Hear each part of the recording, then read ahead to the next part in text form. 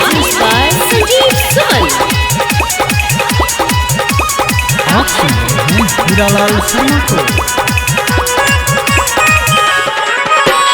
तोहर बॉडी के हौरन बोलन के दबैल को गे छौरी के दबैल को गे छौरी कोहबन किस्मत वाला तोरा गन्ना चूसल को गे छौरी कोहबन किस्मत वाला तोरा गन्ना चूसल को गे छौरी तोहर बॉडी के हौरन बोलन के दबैल को गे छौरी के दबैल को गे छौरी कोहबन किस्मत वाला तोरा गन्ना चूसल को गे छौरी कोहबन किस्मत वाला तोरा गन्ना चूसल को गे छौरी। Recording by S3 Studio, Bhagalpur.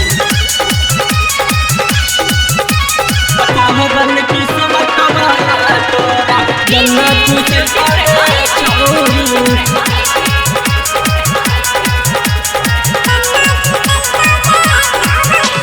खत्म तोरा चलन तर पहिला के दरल को गे छवरी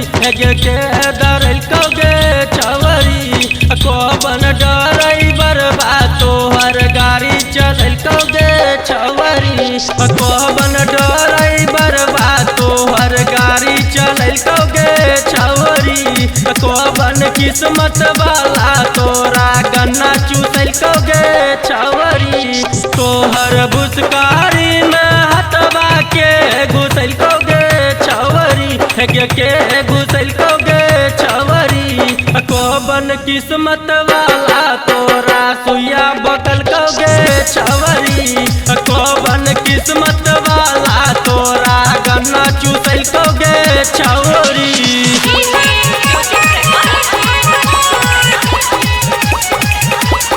सीरीज फिल्म्स की धमाकेदार प्रस्तुति।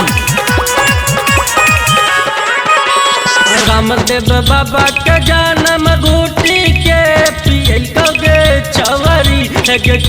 पियल को गे छवरी कोबन साधु के नतिया तोरा योग सिकल को गे छवरी कोबन साधु के नतिया तोरा योग सिकल को गे छवरी कोबन किस्मत वाला तोरा गन्ना चूसल को गे छवरी हीरालाल शर्मा सा तोरा के मिलल को गे छवरी के मिलल को गे छवरी